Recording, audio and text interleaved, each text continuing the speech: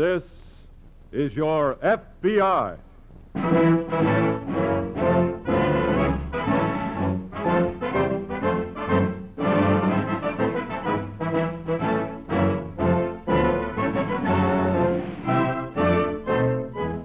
This is your FBI, an official broadcast from the files of the Federal Bureau of Investigation, presented as a public service by the Equitable Life Assurance Society of the United States. To your FBI, you look for national security, and to the Equitable Society for financial security. These two great institutions are dedicated to the protection of you, your home, and your country.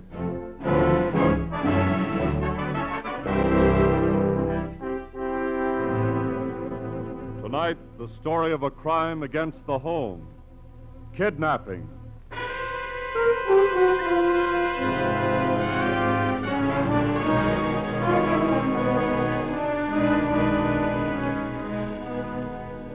Just as it takes a special type of criminal to become a Hitler, so it takes a special type to become a kidnapper.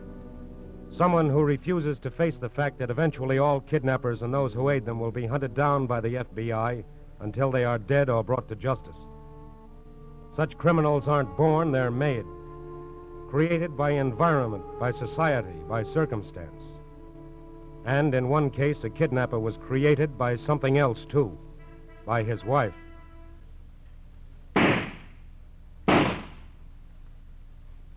Sally. Ain't that enough for today? No. That last round was No, Frank. I'm tired. Then rest for a minute. Been dragging me out here every day for 2 weeks. I'm a good enough shot. For small-time holdups, maybe.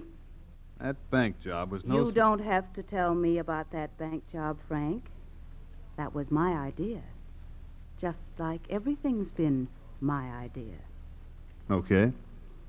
If it's all yours, take the gun, too. Oh, darling. You know I didn't mean it that way. Mm. You know I plan everything just for you. Besides, I couldn't do it all myself. If you could, you would. Don't be silly. I don't know what the point of all this target practice is anyway. It's going to give you a reputation. With 2 stretches behind me, I've got one. Like 100 others. But you're going to be bigger. Bigger than all of them. Bigger? Yes. What's the point of being anything if you can't be the biggest, the best, if you can't be number one? And that's what we're going to be, Frank. Number one. You're crazy. Wait and see. Look, a couple more bank jobs and we can be driving on gasoline for the rest of our lives. That's what my father must have said to my mother. And what were they? Petty crooks. Now they have to live on what I hand out to them. No, darling. We're going to do it right. One real job. And then we quit. What one real job? Never mind. Come on. When we're ready, I'll tell you. Sally. Darling, have I ever given you a bum steer? Well... Have I? No, but... Now empty both barrels like a good boy, and we'll call it quits for today.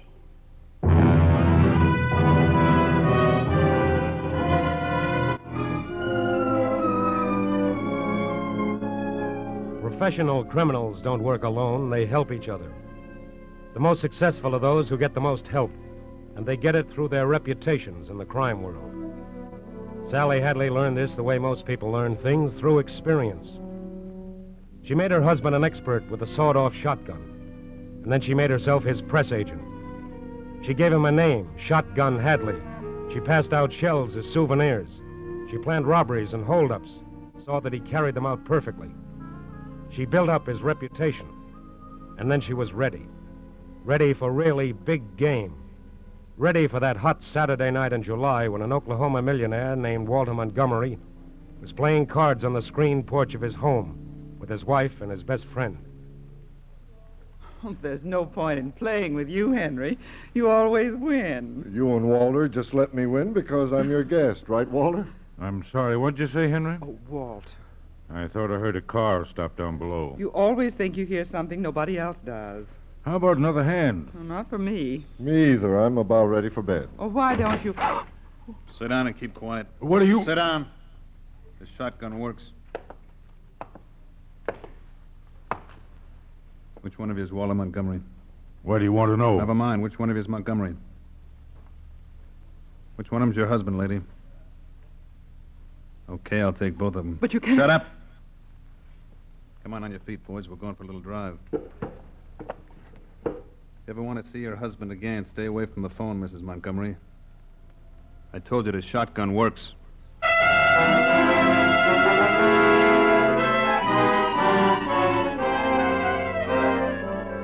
1 hour later, a blue sedan stopped at an intersection 12 miles from Oklahoma City. A man was shoved out and his empty wallet thrown after him.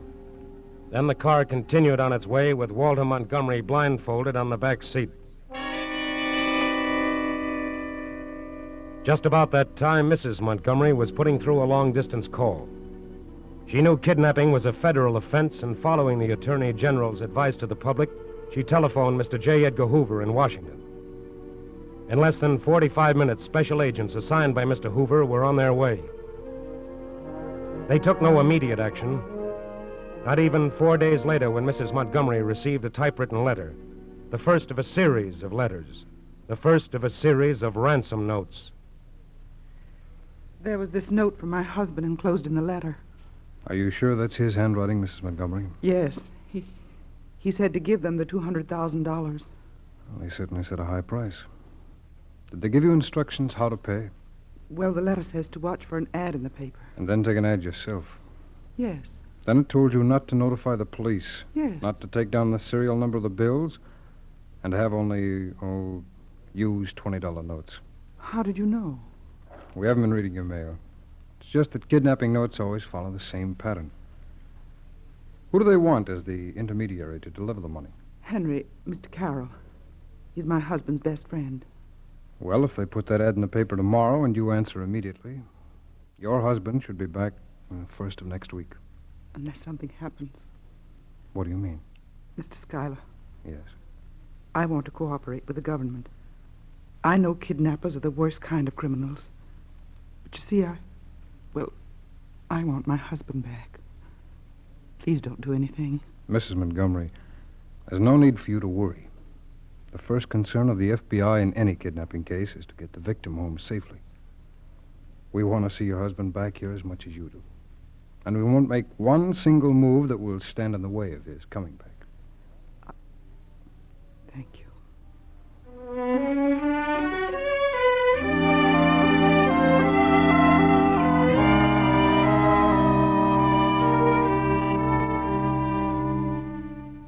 3 days later, arrangements were made to have a satchel containing $200,000 thrown from the observation platform of a speeding train at a certain spot in Oklahoma. Although no one knew it, the serial number of every bill was taken down and listed. And 9 days after he was kidnapped, Walter Montgomery came home to his wife. He hadn't had much sleep. He was very tired, but he was safe. He was alive. He was home. As soon as he'd recovered from the shock and rested, he was interviewed by the FBI. Now, Mr. Montgomery. Yes? What was the last thing you saw before being blindfolded? Why, a lot of lights. Must have been some kind of plant. Well, there was a power plant near where they dropped Mr. Carroll. It could have been a power plant. All right. Now, on the way to the house, did you hear anything? Well, one or two cars passed us, but... Oh, yes. We must have passed an oil field. Why? I heard the sound of the pumps. And twice I remember smelling gas. Well, then you passed 2 oil fields. That's right. Now, how long after you passed that second field would you guess it was before you got to the house? Oh, I don't know for sure. Not long, though. 15 minutes? Oh, less. I think about 10, say. Good. Now, did the car drive right up to the house, or did they stop for anything? They stopped to open a gate. How do you know? I heard a creak. Mm-hmm. And then they drove right up to the house? No, they drove into some kind of a building. Mm-hmm. A barn, it must have been, because I could smell hay. Well, then the house is probably a farmhouse. Yes. Yes. Was it close to the barn? It was exactly 12 steps away. I counted them. Glad you did. Now tell me, did you have to go up any steps to the house? 3. And they creaked. What happened when you got inside? Well, they put cotton in my ears and taped it over with adhesive so I couldn't hear what they said. But every morning I could hear a rooster crow, and then about, less than a minute afterward, the sound of an airplane passing over the house. An airplane? Did you hear it every day? Yes. No. One day it didn't come. Which day? Well, I don't know. But it rained that day. That was Sunday. That's the only day it rained while you were away. And that's the only day you didn't hear the airplane. That's right. I don't know whether this is of any aid to you. At the time, I knew I should try to remember everything that happened so I could be of assistance. Mr. Montgomery, I think you've practically drawn us a map right to that farmhouse.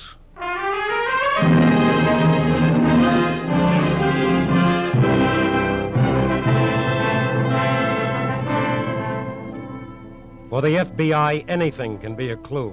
The lights on a power plant, the smell of an oil field, the sound of an airplane. Using the information gotten from Mr. Montgomery, special agents mapped a circle, a ring around the approximate location of the farmhouse. They went to the airlines, checked schedules, checked flights, checked what line did not run a plane on that one Sunday. They figured over approximately what area the early morning flight passed, and the ring around the farmhouse grew smaller, tighter, closer. Now the FBI agents moved into the ring looking for the farmhouse. Looking for a farmhouse with a gate wide enough for a car to pass through. A farmhouse with a barn only 12 steps away. 12 steps away from a porch with 3 creaking stairs. 4, 5, 6.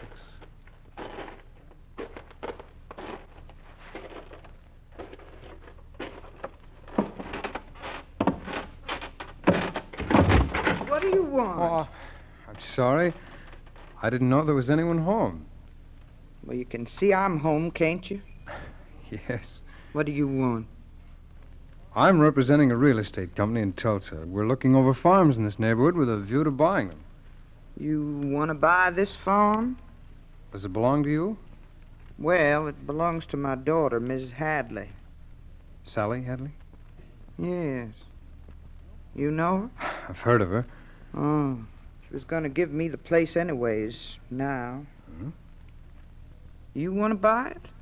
Well, looks like the right place to me. But I'll have to have some of the men in my company look it over this afternoon, if it's all right with you. Oh, it's fine with me. You'll be here. Yeah, I'll be here. As long as I can count on seeing you later. Oh, don't worry. You can count on seeing me. Definitely.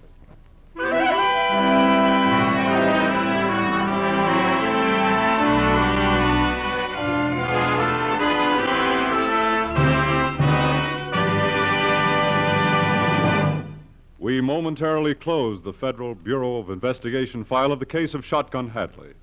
We will return to this case in just a moment.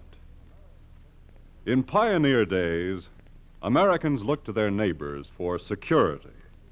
When Mrs. Brown was sick abed, neighboring wives came over to help out. If her husband died, neighbors saw to it that she and her children had clothes, food, and shelter. But as the nation grew in population, as life became more complex, this neighborly security was no longer sufficient. To take its place, in the year 1859, a group of Americans founded the Equitable Life Assurance Society of the United States. Today it has grown into a strong mutual organization in which each member enjoys the advantages of association with 3,200,000 good neighbors who have pooled their dollars to protect each other. The Equitable management then puts these dollars to work in ways that benefit the entire nation. Equitable funds encourage home ownership. They lend the farmer a helping hand. They finance great industries on which our prosperity depends. So is it not right and proper to speak of life insurance funds as one of democracy's greatest assets? By serving its members, the Equitable serves America. And now, back to the file on Shotgun Hadley, Kidnapper. Small things, but enough for the FBI special agents to move swiftly on the trail of the kidnappers.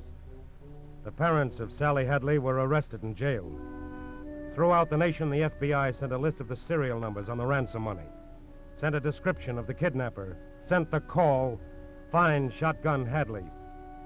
To the FBI, Frank Hadley was another criminal who had to be caught. To the nation, he was public enemy number one. To his wife, with whom he shared a hotel suite in St. Louis, Shotgun Hadley was a frightened fool. We don't have to get out of here. Now sit down and cool off, darling. Sally, they've got the serial numbers of this dough. Shall I mix you another drink, too? They've picked up some of the bills already. Frank, will you sit down and relax? Sure. Sit down and wait for them to clap us in jail along with your mother and father. They're not going to put us in jail because they're not going to catch us. They will if we don't get on the move. We'll move. But there's something we've got to do first. What? Sit down. What for? Come on. Oh. That's it, darling. Now, you're going to write a letter. A letter? Mm-hmm. Here's a pen and paper. Just write what I tell you. Who's it to? Just write what I tell you. Dear Mr. Hoover. What? Are you... Go on. Dear Mr. Hoover, while you and your men are knocking yourselves out... Sally, No, change that to wearing yourselves out. I am living on the fat of the land. Go on, darling. Wait a minute. What's the rest of this going to say? Oh, it's going to say that he'll never catch you because you're too good for him. What? You did this alone, all by yourself, without anyone's help. And you did. What are you trying to do, tie a noose around my neck? Frank, This is a confession. he's got my poor mother and father in jail, and I've got to get them out. By having me confess? Look, he knows you did it anyway. This will just clear my folks and show him that you're not afraid of anyone. It'll just put me in jail instead of them. Oh. You're really afraid of your own shadow, aren't you, darling? Sally, listen. You listen to me. Now, when I married you, I thought you were a man. I thought you were a man who could be the number one boy in this country. I thought you had guts. Sally, What are you afraid of? You are number one now. You've got to show them that. You've got to show them that they're the ones to be afraid. You've got to show them that you're too big to touch. Because you are, Frank. You are. Sally, look. If we mail the letter We're from here, not going to. I'm going to send it to a friend of mine in Chicago and have her mail it from there. When they get it, they'll see how big you are. They'll see you don't care. Yeah, sure. And then tomorrow, we're going to buy another car, and before they even have a chance to look at the bills, we'll be on our way. Okay, honey, okay. You just don't realize what a big man you've become. Now, what have you written? Dear Mr. Hoover, while you and your men are... Wait, I've got a wonderful idea. An idea that will top the whole thing off. What now? Hoover may think the letter is from some crank. But do you know what you're going to do? You're going to put your fingerprints on it, darling. What? You're going to prove this is straight from Shotgun Hadley.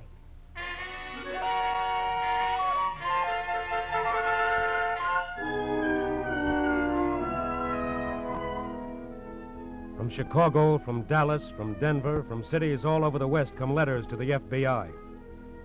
And as the letters turn up, money turns up too, ransom money.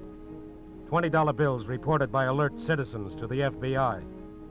$20 bills that put the FBI closer on the trail of Frank and Sally Hadley. But Sally Hadley has gotten impatient. Leaving her husband in a small house near Memphis, she buys a cheap gingham dress, a red wig, and a second-hand car. And with complete unconcern drives right back to Oklahoma. On the way, she gives a lift to two hitchhikers, a man and his 8-year-old daughter. I guess your little girl is asleep, Mr. Butler. Yeah, she was awful tired. Of course she was. Well, we'll get her a good dinner as soon as we get to town. Oh, you've been so nice, I couldn't let you do anything else for us, ma'am. Oh, don't be silly. I want to. Besides, She reminds me of my own little girl. Oh, do you have one? Yes, by my first husband. He died, poor man, and Frank, that's my second husband, he won't let my little baby live with us. Oh, that's terrible. Well, he isn't a very nice man. Mr. Butler. Yeah? Can I trust you? Of course. I'm in terrible trouble, and I've got to speak to somebody. I've just got to get help from someone. Ma'am, if there's anything at all I can do... Well, maybe you won't say that when you know the truth. I'm Sally Hadley, and my husband is Shotgun Hadley. The kidnapper? Yes. Gee. I didn't know what kind of a man he was when I married him. Well, it's a little too late for that now, isn't it? But he's done terrible things to me, too, to my little girl, to my family. Oh. Because of him, my poor mother and father are in jail now, and Mr. Butler, I've just got to get them out. But the papers I said... know, but anything my father and mother did, he made them do at the point of that shotgun of his. Will you do me a favor, please? Will you just go to Oklahoma City and see my lawyer for me? Well, sure, You see, I can't go because the police are looking for me. But I want him to get a message to the FBI for me. I want him to tell them that if they'll release my mother and father, I'll tell them where my husband is. I'll be glad to take your message, Mrs. Hadley. Only... Only what? Well, my little girl... Oh, don't worry about her. I'll keep her here with me. Why, she'll be as safe as my own little girl would be.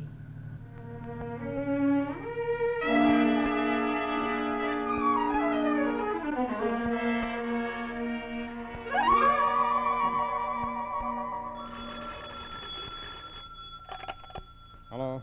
Schuyler speaking. Oh, yes. No, not just yet. I'm trying to reach the bureau in Washington. May I call you back in a few minutes? Fine.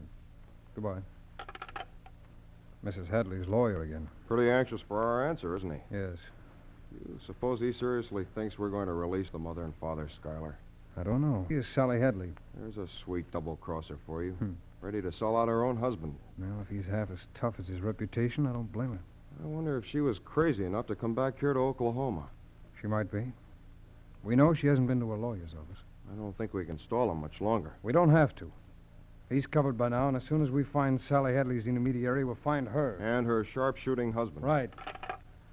Will you get Mrs. Hadley's lawyer for me, please?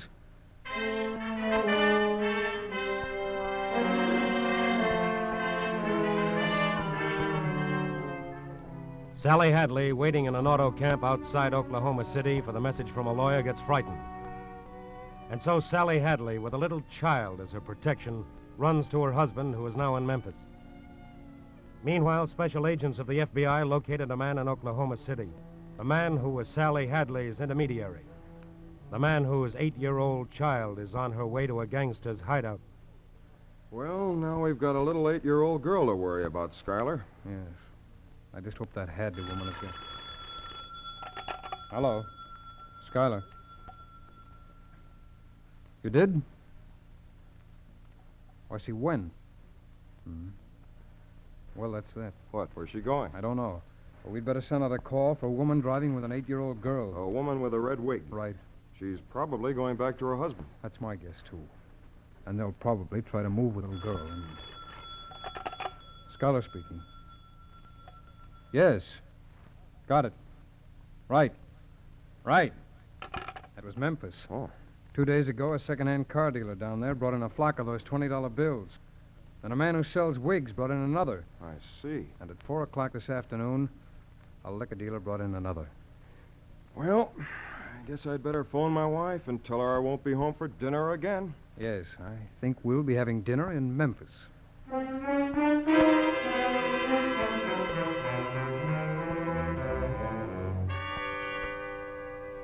At 3:45 one September morning, a little girl sat on the Memphis railroad station. A frightened little girl clutching a ticket that would take her back to her father. But a little girl who remembered that she had had supper in a frame house near the edge of the city, and that she had seen a shotgun in that house. At 5:35 that same morning, agents of the FBI and local offices surrounded the frame house. They were armed with guns. with guns to battle against the murderous reputation of a man called Shotgun Hadley. It was just beginning to get light when two of them quietly entered the house. They stood for a moment in a dark room. To the left were two doors, two closed doors leading to two bedrooms, leading to Shotgun Hadley. They opened the first. Keep quiet. Who are you? Federal Bureau of Investigation. Federal... Oh, thank God. Listen, he's in there. Get him. He ruined my life. That was Sally Hadley, the woman who had planned the kidnapping. The woman who later tried unsuccessfully to convince a jury that she was innocent. The woman who cared no more for her husband than she did for his gun. But she had built up a tremendous reputation for him. And now, as the FBI agents moved to the door of his bedroom, they checked their guns. They tried to anticipate the blast of that shotgun. And then, in a quick movement, they rushed the door to Frank Hadley. There was no battle, no fight, no shooting. Frank Hadley, kidnapper, Frank Shotgun Hadley, public enemy number one, stood against the wall, his hands raised high, his knees shaking. Don't shoot, G-Man. Don't shoot.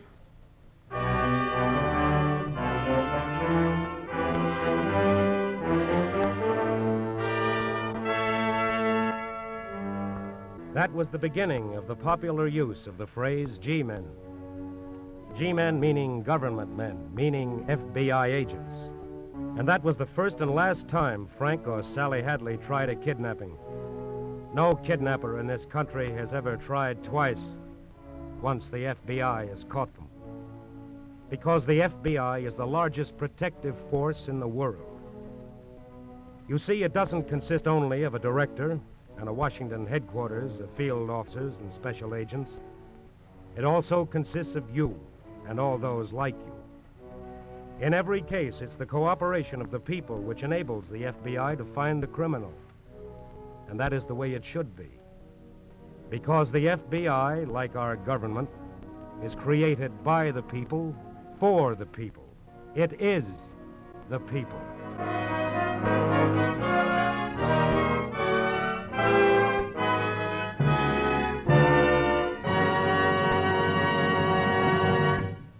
Have you ever said to yourself, no, I can't possibly buy an extra war bond?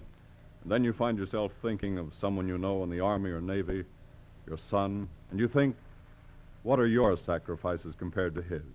And so somehow or other you find the money for that extra war bond. Remember the extra satisfaction you felt? Well, that's how members of the Equitable Life Assurance Society of the United States feel about the special campaign theirs.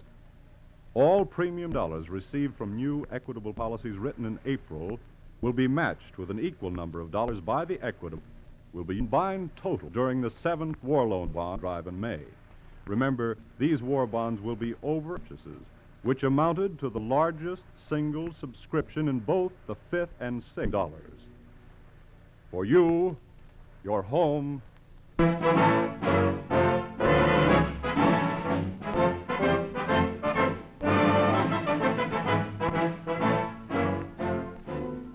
The incidents used in tonight's broadcast are taken from the files of the Federal Bureau of Investigation.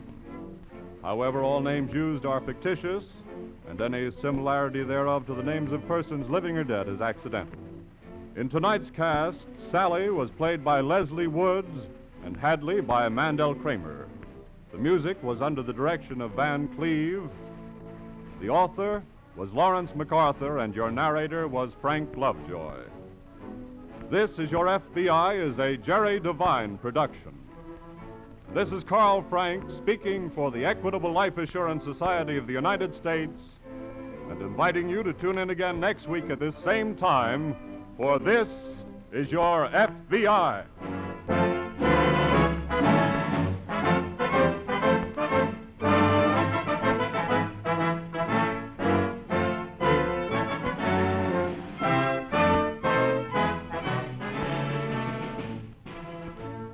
This is the Blue Network of the American Broadcasting Company.